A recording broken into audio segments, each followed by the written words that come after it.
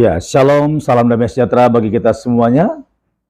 Apa kabar saudara-saudaraku yang diberkati oleh Tuhan? Saya berdoa saudara-saudara semuanya sehat selalu dan diberkati oleh Tuhan. Ya, kali ini kita akan mendengarkan nasihat atau kebenaran firman Tuhan dari seorang penginjil, yaitu Daud Tony. Ya, sudah lama kita tidak mendengarkan suaranya. Kali ini karena berhubungan dengan Imlek, Hari Raya Agama Buddha.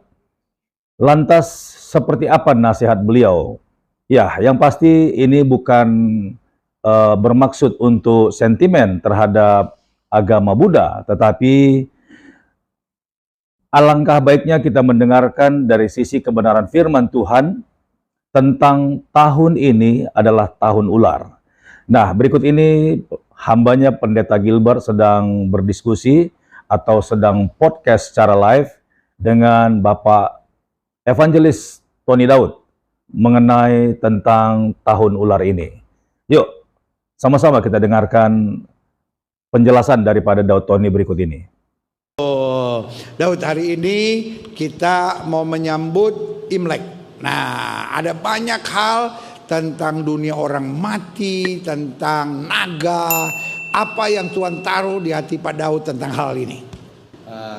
Saya bicara bukan sebagai agama, Pak. Bukan agama, Tapi sebagai kepercayaan budaya. dan itu turun-temurun. Karena Pak Daud ada darah Chinese-nya juga kan? Chinese dan Jawa. Ada Chinese ya. Jadi kenapa orang memanggil arwah? Ya, Kedua, kenapa orang berdoa di depan kuburan? iya. Itu bukan hanya sekedar mendoakan ke orang yang mati, tapi ada tujuan. Buktinya waktu Satu-satu dulu, kenapa orang panggil arwah? gimana? Kenapa orang panggil arwah? Misalnya arwah omaknya, arwah neneknya, emaknya. Nah, nanti Pak Gilbert harus saya jelasin dulu. Ya. Nah, ketiga, yaitu kenapa orang itu selalu kalau ziarah itu ada doa-doa tertentu. Ya. Nah, oke. Jadi gini Pak Gilbert. Pertama, dipercaya ada kehidupan setelah kematian. Iman Kristen juga bilang begitu. Kedua, dipercaya roh orang yang sudah meninggal tahu masa lalu dan masa depan. Ah, itu beda. Maka disebut roh peramal. Ya. Nah, makanya ada kasus tertentu, dukun-dukun tertentu, ilmu perewangan, roh itu masuk, setelah itu dia bicara tentang masa depan. Ya, kedua. Ketiga, dipercaya arwah orang yang sudah meninggal itu punya kemampuan kekuatan supranatural. Dan yang keempat, arwah orang yang meninggal yang dianggap suci atau sakti, raja atau presiden atau pangeran, bisa menjadi pengantara antara Allah dan manusia, antara dewa dan manusia. Makanya waktu pilkada, pilpres, banyak orang berziarah di kuburan-kuburan orang-orang terkemuka. Oh, iya. Untuk supaya doa-doanya ini dihantarkan kepada yang maha kuasa sebagai roh perantara. Makanya ada kasus tertentu, misalnya di satu daerah ada namanya itu ritual sesajen untuk arwah penunggu yang ada di daerah itu. Supaya apa? Doa-doa yang dilanturkan ini disampaikan kepada yang maha kuasa. Jadi sebagai pengantara. Dan yang kelima, ini lebih parah Pak Gilbert. Dipercaya arwah yang sudah meninggal lebih jujur daripada orang hidup. Makanya kalau orang mimpi ketemu orang yang sudah mati, lebih percaya daripada orang hidup yang ngomong gitu loh. Padahal itu setan. Iya. Nah, yang jadi pertanyaan, Pak Daud, bagaimana sama orang yang ini kan biasanya kalau Imlek ada panggil orang pinter dan lain-lain, terus dia bilang, kamu waktu umur 5 tahun kamu sakit bronkitis, umur 7 tahun kamu ditabrak sepeda, umur 9 tahun kamu jatuh cinta, cinta kamu ditolak. Lalu dia kaget, kok semua keadaan saya kok dia ketahui, bagaimana itu? setan Soalnya itu ini dulu pelakunya. ya gini Pak Gilbert. Setan itu tahu masa lalu, tapi tidak tahu masa depan untuk secara global dunia. Harus dibedain di sini. Ramalan yang bicara pribadi pasti tepat. Karena setan punya hak atas hidup orang tersebut. Oh, naruh kutu. Tetapi ramalan dunia atau satu negara pasti gagal. Karena bumi dan seisinya ini masih ada dalam kendali Tuhan. Oh, berikan tepuk tangan yang meriah. Nah, di dalam kepercayaan turun-temurun, ada dipercaya dalam diri manusia ada saudara kembar. Makanya ada dua istilah. Oh, yang itu, yang lahir terus ditanam Ya, itu. saudara kembar dan tali batin. Yang tahu rahasia ini hanya seseorang yang sudah menguasai ilmu ngerogoh sukmo tingkat sempurna. Kalau dia belum sampai ngerogoh sukmo tingkat sempurna, namanya penyatuan 5 indera dalam satu titik. Dia tidak akan tahu rahasia ini. Nah, rahasia ini akan saya beritahu yang disebut tali batin itu apa. Kenapa orang yang mimpi ketemu kakek nenek yang sudah mati sama semua suaranya, gayanya apa semua sama. Dan dipercaya dalam kepercayaan bahwa dalam diri manusia ada saudara kembar. Waktu bayi lahir langsung tali pusatnya disimpan satu tempat. Dikasih benda penerang, lampu teplok atau lampu. Supaya apa itu? Nah, ini yang saya jelasin. Saya minta 3 orang ke sini ya, sukarela, laki semua. Dan ini adalah rahasia dari ilmu ngerogoh sukmo, Pak Gilbert, yang disebut tali batin, dan nanti ada hubungan dengan kawin roh. Ini contoh ya, Pak Andreas ini ya. Sebelum dia sebesar ini, pasti pernah menjadi seorang bayi.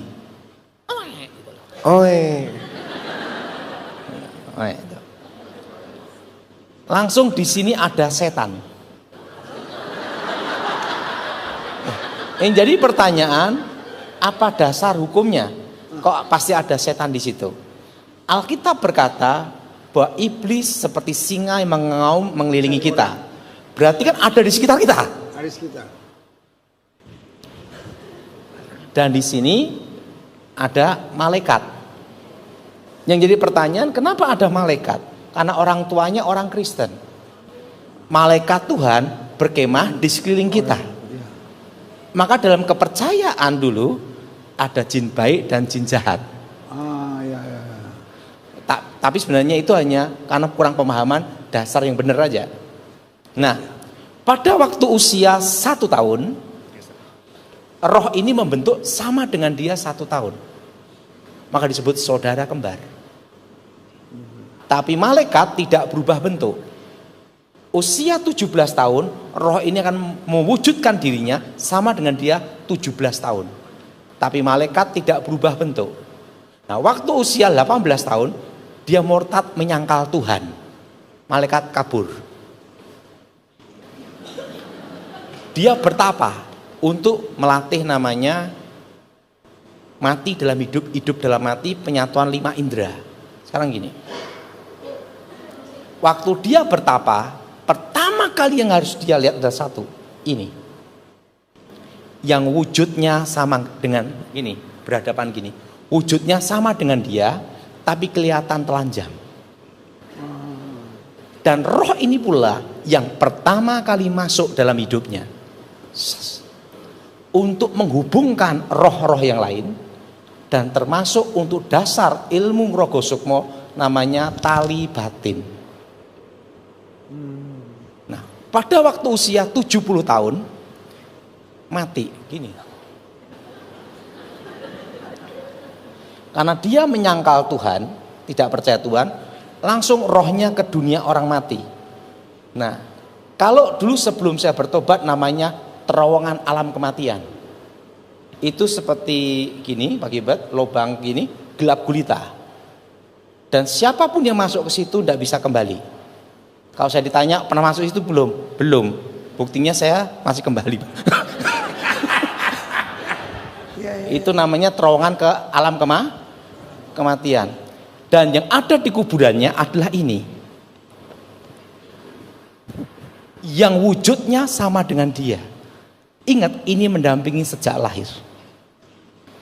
Tahu kebiasaannya, tahu segalanya 100%. Dan roh ini pula yang menghubungi keluarganya ini.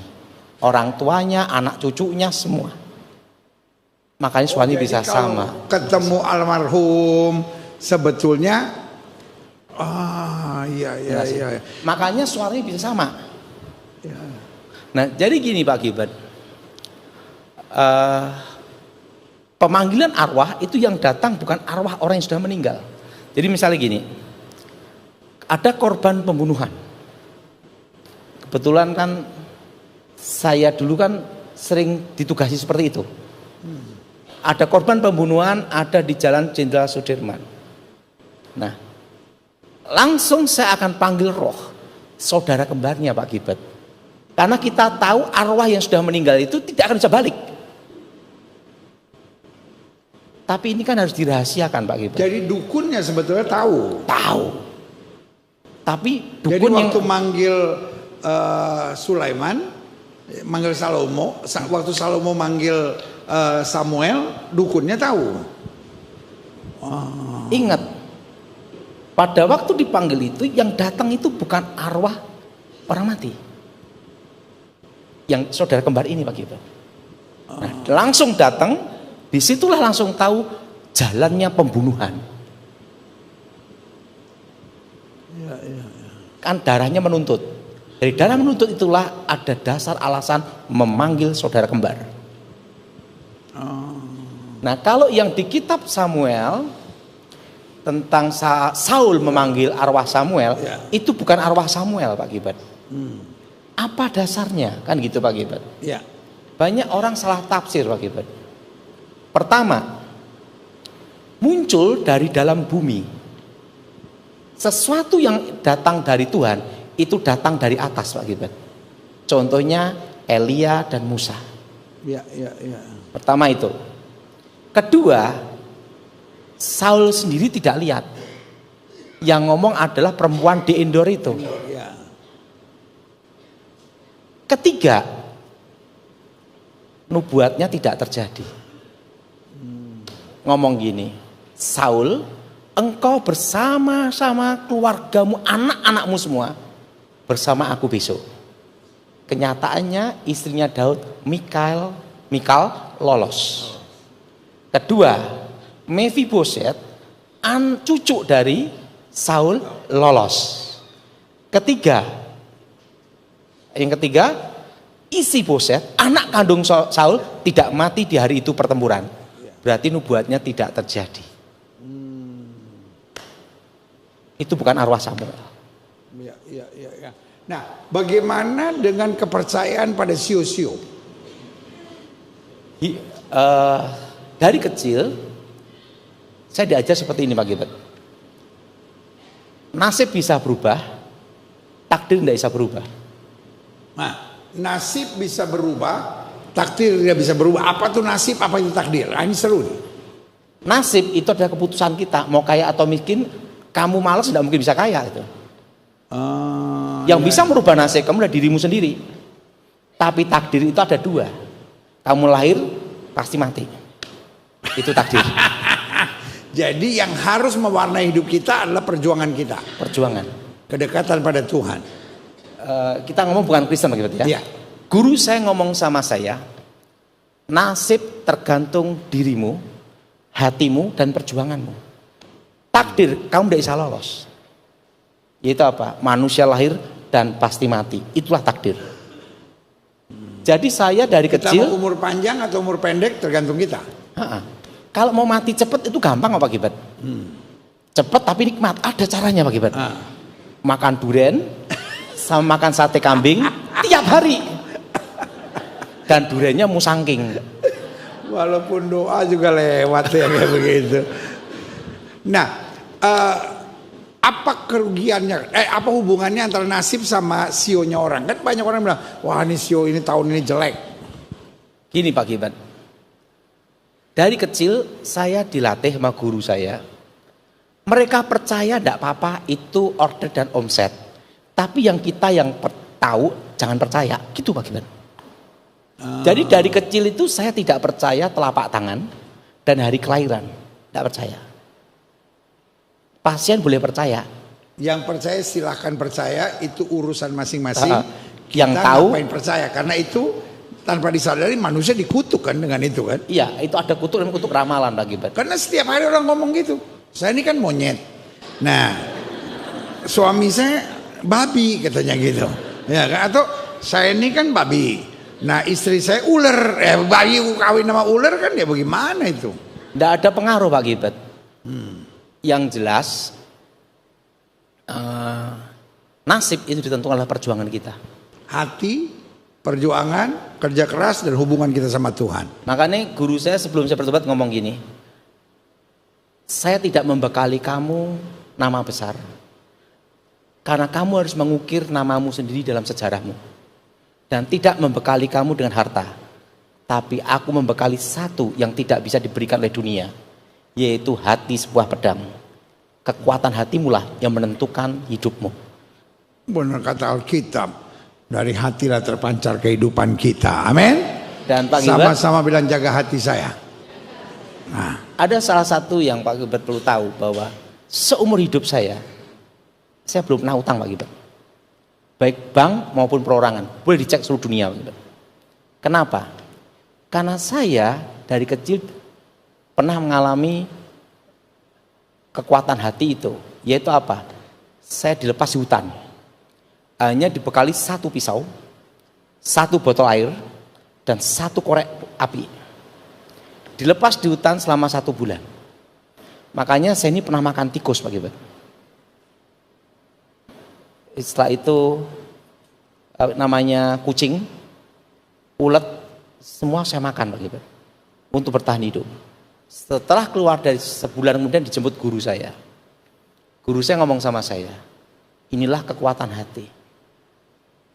Kalau kamu di hutan aja masih hidup, apalagi di kota. Dan yang kedua, harus ingat pelajaran ini sampai kamu mati. Selama ada tikus, kamu hidup. Gitu Pak. Nah, Daud, kita udah dapat pelajaran banyak. Siapa yang merasa diberkati hari ini? Amin. Nah, sekarang bagaimana kalau ada yang pernah terlibat? Harus Terlibat dengan dipatahkan guru kutuk, dan lain-lain. harus dipatahkan, namanya kutuk alam kubur Pak Gilbert. Apa itu kutuk alam kubur? Lah karena kutuk pemanggilan arwah.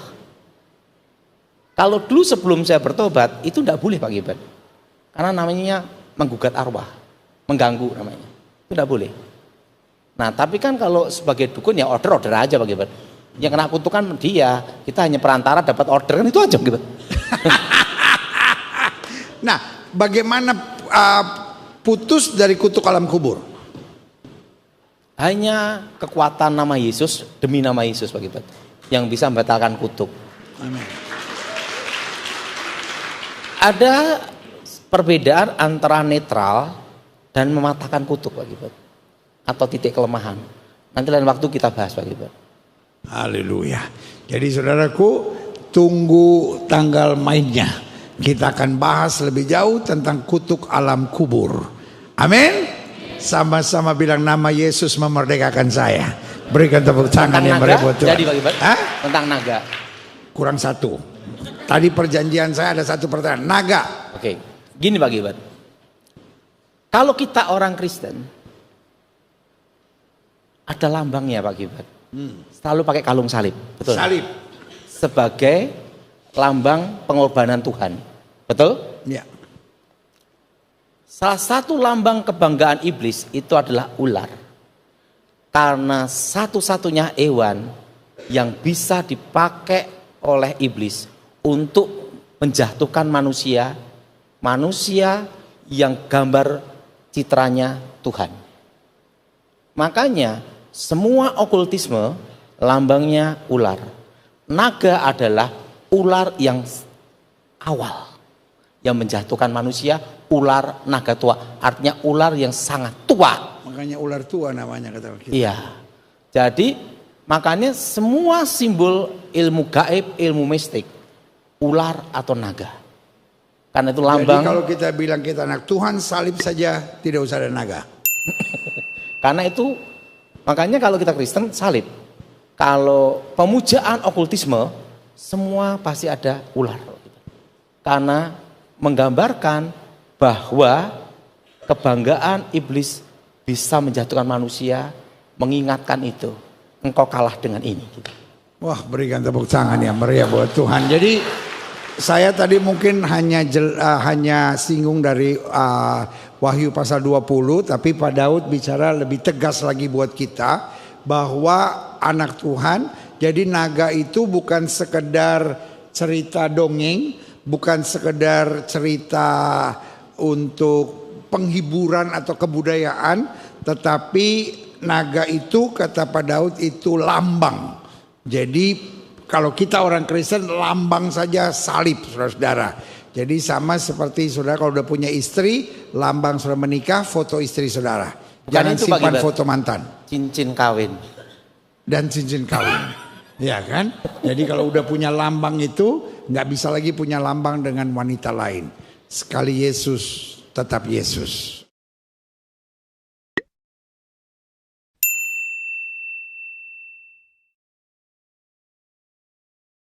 Iya, kita sudah mendengarkan dengan jelas semua apa yang dijelaskan oleh Evangelis Daud Tony mengenai siapakah ular itu. Nah, yang pasti kita semuanya harus dengan sikap yang benar untuk meresponi dalam perayaan Imlek di tahun ini. Yang pasti, apapun itu penjelasannya, kita sendiri yang menghidupinya.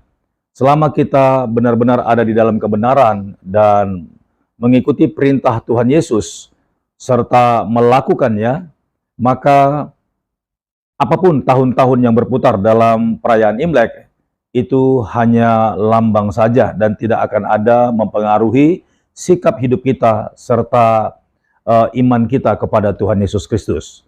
Pastor Daud secara pribadi mengucapkan selamat Hari Raya Imlek buat yang merayakan, Kyung Hee Pacoy, dan kiranya tahun ini semua keluarga yang merayakan ada dalam pemeliharaan Tuhan dan berkat-berkat dalam kelimpahan yang luar biasa. Sehat selalu dan selamat merayakan Hari Imlek bersama keluarga-keluarga semuanya.